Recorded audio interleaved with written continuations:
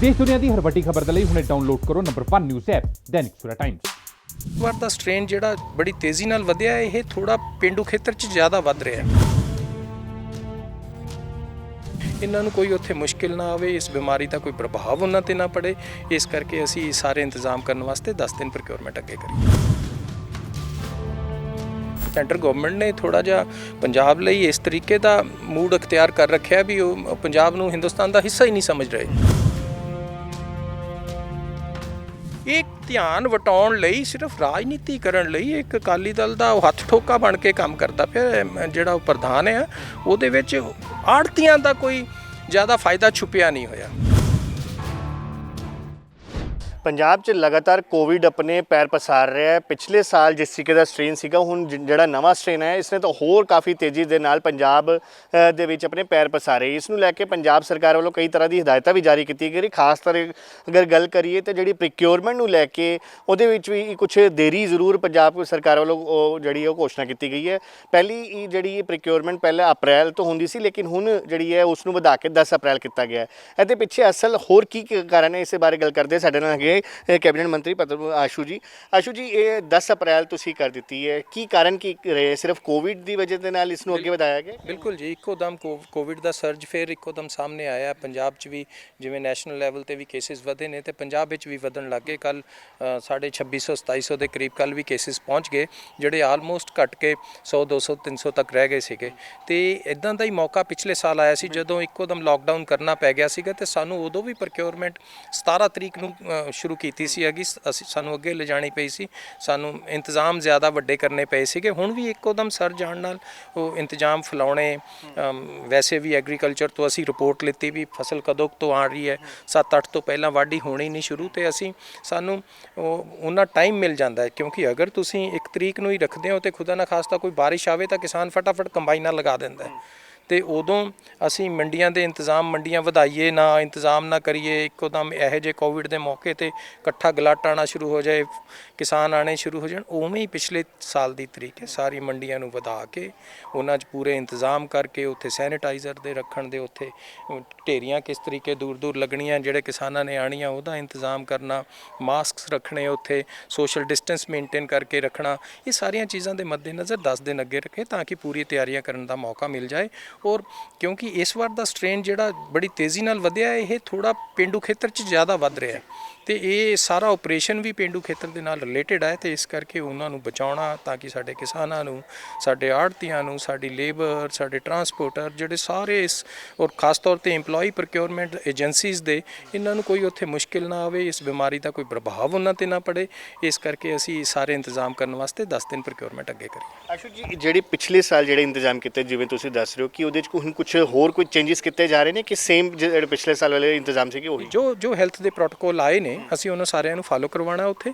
ਤੇ ਜਿਸ ਤਰੀਕੇ ਪਿਛਲੀ ਵਾਰ ਕਿਤੇ ਕੁਝ ਕੰਪਲੇਂਟ ਮਿਲਦੀ ਸੀ, ਕਿਤੇ ਜਿਹੜੇ ਪਾਸਿਸ ਸਿਸਟਮ ਦੇ ਵਿੱਚ ਕੋਈ ਕਮੀਆਂ, ਉਹ ਸਾਰੀਆਂ ਨੂੰ ਅਪਗ੍ਰੇਡ ਕਰਕੇ ਹੁਣ ਇਹੋ ਜਿਹਾ ਦਰੁਸਤ ਇੰਤਜ਼ਾਮ ਹੋਏ ਵੀ ਜੇ ਕੋਈ ਪਿਛਲੇ ਸਾਲ ਜਿਹੜਾ ਆਪਰੇਸ਼ਨ ਸਕਸੈਸਫੁਲੀ ਕੀਤਾ ਕੈਪਟਨ ਅਮਰਿੰਦਰ ਸਿੰਘ ਜੀ ਦੀ ਸਰਕਾਰ ਨੇ, ਉਹਦੀ ਪ੍ਰੇਜ਼ ਵੀ ਹੋਈ, ਇਕੱਲੇ ਪੰਜਾਬ ਜਾਂ ਹਿੰਦੁਸਤਾਨ 'ਚ ਨਹੀਂ ਵਰਲਡ ਲੈਵਲ ਤੇ ਹੋਈ। ਐਡਾ ਵੱਡਾ ਆਪਰੇਸ਼ਨ ਬਗੈਰ ਕਿਸੇ ਮੁਸ਼ਕਿਲ ਦੇ ਸਿਰੇ ਚੜ੍ਹ ਗਿਆ ਔਰ ਇੱਕ ਵੀ ਕੇਸ ਕੋਵਿਡ ਦਾ ਆਇਆ ਨਹੀਂ।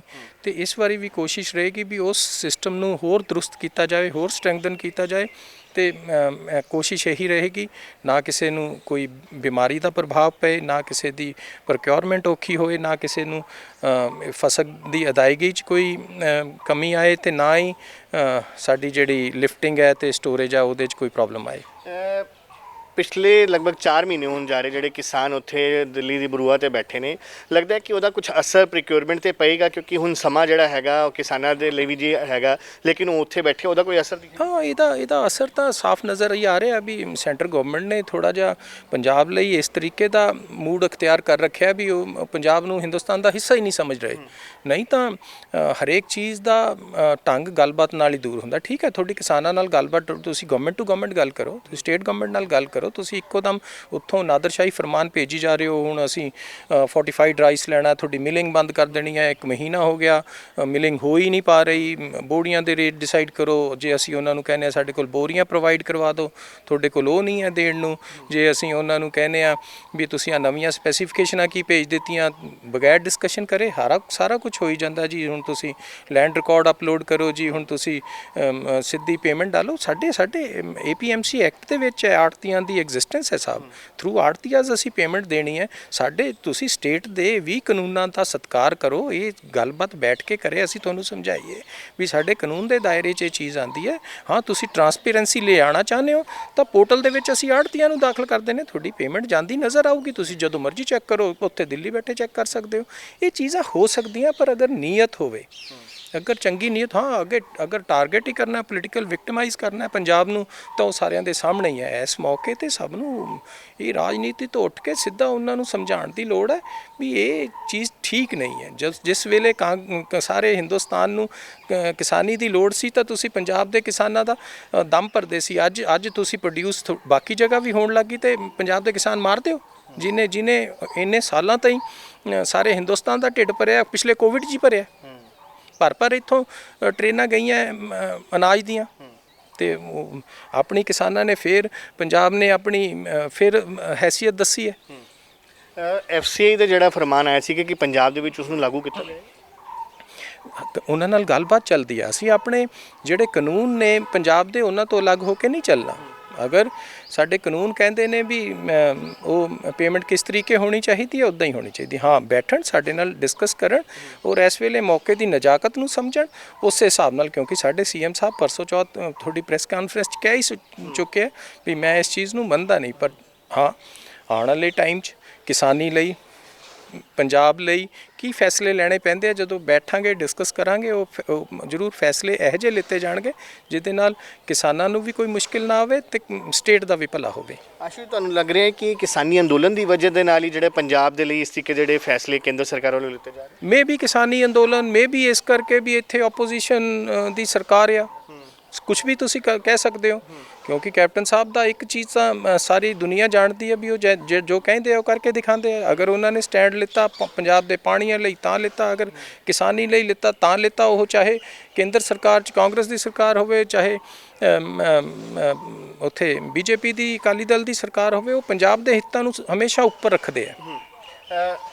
ਆੜਤੀਆਂ ਵੱਲੋਂ ਤੁਹਾਡੇ ਨਾਲ ਮੀਟਿੰਗ ਵੀ ਕੀਤੀ ਗਈ, ਚੰਡੀਗੜ੍ਹ ਆ ਕੇ ਧਰਨੇ ਵੀ ਦਿੱਤੇ ਗਏ। ਕੱਲ ਕੀ ਫੈਸਲਾ ਹੋਇਆ ਕਿ ਇਹਨਾਂ ਜਿਹੜਾ ਬਕਾਇਆ ਜਿਹੜਾ ਕਹਿ ਰਹੇ 131 ਕਰੋੜ ਰੁਪਏ ਦੇਣਾ ਹੈ, ਉਹ ਕੀ ਕਾਰਨ ਹੈ, ਕਿਉਂ ਨਹੀਂ ਦਿੱਤਾ ਜਾ ਰਿਹਾ? ਕਿ ਅਸਲ ਦੇ ਵਿੱਚ ਬੰਦਾ ਵੀ ਹੈਗਾ ਜਿਹੜਾ ਉਹਨਾਂ ਨੂੰ ਮਿਲਣਾ? ਸਾਰਿਆਂ ਦਾ ਹੱਕ ਬਣਦਾ ਹੁੰਦਾ ਹੈ। ਇਹ ਕਾਨੂੰਨ, ਇਹ ਪੈਸੇ ਰੁਕਦੇ ਉਦੋਂ ਹੈ, ਸਾਡੇ ਪੈਸੇ ਕਦੀ ਵੀ ਕੋਈ ਹੱਥੀ ਨਹੀਂ ਦਿੰਦਾ। ਇਹ RTGS ਆਟੋਮੈਟਿਕਲੀ ਚੱਲਦੀ ਹੈ ਪੇਮੈਂਟ, ਨਹੀਂ ਕਿਤੇ 10 ਰੋਜ਼ ਦੀ 1000 ਕਰੋੜ ਪੇਮੈਂਟ ਹੁੰਦੀ ਹੈ ਤੇ 1000 ਦੇ ਚੈੱਕ ਥੋੜਾ ਕਟੀਂਦੇ ਨੇ।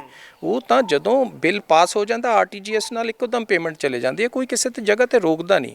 ਬਿੱਲ ਕਦੋਂ ਕਲੀਅਰ ਹੋਣਾ? ਜਦੋਂ ਉਹਦੀਆਂ ਸਾਰੀਆਂ ਫਾਰਮੈਲਿਟੀਆਂ ਪੂਰੀਆਂ ਕਰਨੀਆਂ। ਇਹਨਾਂ ਲੋਕਾਂ ਨੇ 2019 'ਚ ਜਿਹੜਾ ਹੁਣ ਡਾਇਰੈਕਟ ਪੇਮੈਂਟ ਕਹਿ ਰਿਹਾ, ਉਦੋਂ ਇਹ ਕਹਿ ਰਹੇ ਸੀ PFMS ਪੋਰਟਲ ਅਨਾਜ ਖਰੀਦਤੇ, ਅਸੀਂ ਕਿਹਾ ਸੀ ਅਪਲੋਡ ਕਰ ਦਿਓ ਤਾਂ ਕਿ ਟਰਾਂਸਪੇਰੈਂਸੀ ਰਹੇ।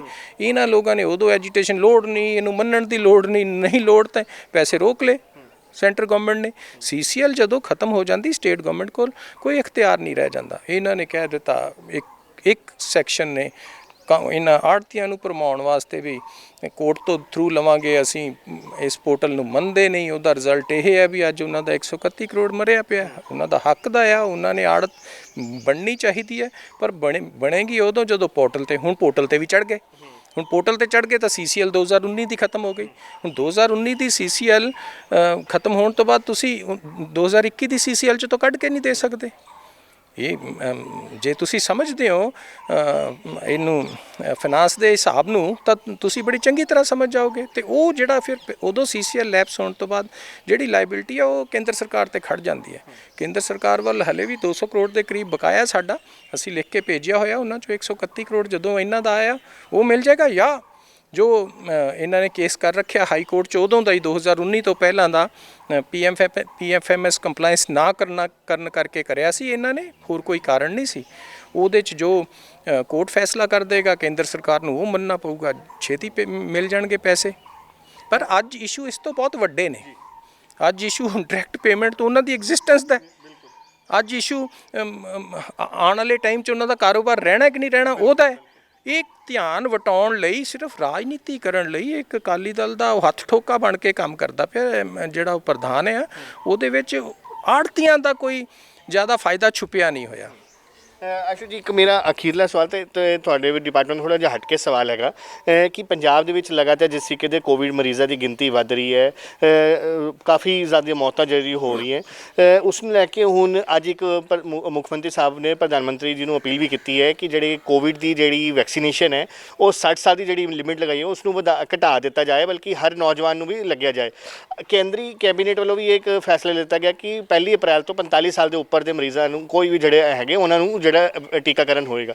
ਮੰਨਦੇ ਹੋ ਕਿ ਤੁਸੀਂ ਕਿ ਜਿਹੜਾ ਪੰਜਾਬ ਦੇ ਵਿੱਚ ਜਿਵੇਂ ਮੁੱਖ ਮੰਤਰੀ ਸਾਹਿਬ ਨੇ ਕਿਹਾ ਹੈ ਕਿ ਇਹ ਸਾਰਿਆਂ ਨੂੰ ਲੱਗਣਾ ਲਾਜ਼ਮੀ ਹੋਣਾ ਚਾਹੀਦਾ ਹੈ, ਸਿਰਫ ਏਜ ਲਿਮਿਟ ਨਹੀਂ ਹੋਣੀ ਚਾਹੀਦੀ? ਬਿਲਕੁਲ ਬਿਲਕੁਲ, ਇਹ ਇੱਕ ਤਰੀਕਾ ਹੁੰਦਾ। ਚਲੋ ਸਰਕਾਰਾਂ ਦਾ ਜਿਸ ਤਰੀਕੇ ਅਵੇਲੇਬਿਲਿਟੀ ਹੈ ਵੈਕਸੀਨ ਦੀ ਔਰ ਨਵੇਂ ਸਿਸਟਮ ਡਿਵੈਲਪ ਹੋ ਰਿਹਾ ਲਾਉਣ ਦੇ, ਉਹਦੇ ਵਿੱਚ ਪਹਿਲਾਂ ਇੱਕ ਕੈਟਾਗਰੀ ਨੂੰ ਲੈ ਲਓ ਜਿਹੜੀ ਸਭ ਤੋਂ ਪਹਿਲਾਂ ਡੇਂਜਰਸ ਹੈ, ਜਿਨ੍ਹਾਂ ਨੂੰ ਬਿਮਾਰੀ ਦਾ ਅਸਰ ਜ਼ਿਆਦਾ ਹੁੰਦਾ, ਇਹ ਤਰੀਕਾ ਹੈ। ਪਰ ਹੁਣ ਜਿਵੇਂ ਜਿਵੇਂ ਸਿਸਟਮ ਇਸਟੈਬਲਿਸ਼ ਹੋਈ ਜਾਂਦੇ ਆ, ਇਹ ਸਾਰਾ ਥੱਲੇ ਤਾਈਂ ਇਹਦਾ ਫਾਇਦਾ ਮਿਲਣਾ ਚਾਹੀਦਾ ਔਰ ਇਮੀਡੀਏਟ ਮਿਲਣਾ ਚਾਹੀਦਾ ਤਾਂ ਕਿ ਬੱਚੇ ਪੜ੍ਹ ਸਕਣ, ਸਕੂਲ ਕਾਲਜ ਖੁੱਲ੍ਹ ਸਕਣ। ਜਿਹੜੀ ਰੋਜ਼ਮਰਾ ਦੀ ਜ਼ਿੰਦਗੀ, ਰੋਜ਼ ਲੋਕਡਾਊਨ, ਰੋਜ਼ ਕਰਫਿਊ, ਇਹ ਸਾਰਾ ਕੁਝ ਜਿੰਨੀ ਜਲਦੀ ਅਸੀਂ ਵੈਕਸੀਨੇਸ਼ਨ ਕਰ ਲਾਂਗੇ ਉਨੀ ਜਲਦੀ ਅਸੀਂ ਆਪਣੀ ਜ਼ਿੰਦਗੀ ਨੂੰ ਦੁਬਾਰਾ ਪਟੜੀ ਤੇ ਲੈ ਆਵਾਂਗੇ। ਸੋ ਤੁਸੀਂ ਸੁਣਿਆ, ਇਹ ਸੀਗੇ ਕੈਬਨਿਟ ਮੰਤਰੀ ਭਰਤ ਭੂਸ਼ਣ ਆਸ਼ੂ, ਜਿਨ੍ਹਾਂ ਵੱਲੋਂ ਸਾਫ਼ ਕਿਹਾ ਗਿਆ ਕਿ ਕੋਵਿਡ ਦੇ ਵੱਧਦੇ ਜਿਹੜੇ ਮਰੀਜ਼ਾਂ ਦੀ ਗਿਣਤੀ ਉਸ ਨੂੰ ਦੇਖਦੇ ਹੋਏ ਪੰਜਾਬ ਸਰਕਾਰ ਵੱਲੋਂ ਜਿਹੜੀ ਪ੍ਰੋਕਿਉਰਮੈਂਟ ਹੈ ਉਸ ਦੀ ਜਿਹੜੀ ਹੈ ਉਸ ਨੂੰ ਲੇਟ ਥੋੜ੍ਹਾ ਜ਼ਰੂਰ ਕੀਤਾ ਗਿਆ, ਲੇਕਿਨ ਉਹ ਲੋਕਾਂ ਦੇ ਬਚਾਅ ਲਈ ਹੀ ਇਹ ਸਾਰੇ ਕਦਮ ਚੱਕੇ ਗਏ ਤਾਂ ਕਿ ਜਿਸ ਤਰੀਕੇ ਨਾਲ ਕੋਵਿਡ ਲਗਾਤਾਰ ਪੈਰ ਪਸਾਰ ਰਿਹਾ ਉਸ ਨੂੰ ਅੱਗੇ ਵਧਣ ਤੋਂ ਰੋਕਿਆ ਜਾ ਸਕੇ। ਅਤੇ ਪ੍ਰੋਕਿਉਰਮੈਂਟ ਜਿਹੜੀ 1 ਅਪ੍ਰੈਲ ਤੋਂ ਹਰ ਸਾਲ ਸ਼ੁਰੂ ਹੁੰਦੀ ਸੀ ਹੁਣ 10 ਅਪ੍ਰੈਲ ਤੋਂ ਹੋਏਗੀ, ਲੇਕਿਨ ਜਿੱਥੇ ਤੱਕ ਜਿਹੜਾ FCI ਦੇ ਆਦੇਸ਼ਾਂ ਦਾ ਸਵਾਲ ਹੈ ਉਸ ਨੂੰ ਲੈ ਕੇ ਸਾਫ਼ ਕਿਹਾ ਹੈ ਕਿ ਪੰਜਾਬ ਸਰਕਾਰ ਉਹਨਾਂ ਆਦੇਸ਼ਾਂ ਨੂੰ ਨਹੀਂ ਮੰਨੇਗੀ। ਹਾਲਾਂਕਿ ਕਿਸਾਨੀ ਅੰਦੋਲਨ ਦੇ ਕਾਰਨ ਪੰਜਾਬ ਦੇ ਨਾਲ ਵਿਤਕਰਾ ਹੋ ਰਿਹਾ, ਇਸ ਨੂੰ ਲੈ ਕੇ ਲਗਾਤਾਰ ਜਿਹੜਾ ਪੰਜਾਬ ਸਰਕਾਰ ਵੱਲੋਂ ਕੇਂਦਰ ਦੇ ਉੱਤੇ ਨਿਸ਼ਾਨੇ ਵੀ ਸਾਧੇ ਗਏ ਨੇ। ਚੰਡੀਗੜ੍ਹ ਤੋਂ ਕੈਮਰਾਮੈਨ ਪ੍ਰਵੀਨ ਪਾਂਡੇ ਦੇ ਨਾਲ Ankush Mahajan, Dainik Savera TV। All World Open Challenge 17-time gold medalist Mia Rafiq Mohammed, पंडित मौलवी बेगम तांत्रिक इन्हां चोरा ठग्गां तो सावधान। स्पेशलिस्ट वशीकरण, सट्टा नंबर, लव मैरिज, पति पत्नी च अनबन, विदेश च पक्का होना, कारोबार दा ना चलना, सिर्फ 31 घंटियां विच समाधान। फ्री मिया रफीक मोहम्मद। मोबाइल 84 374 94 647 84 374 94 648।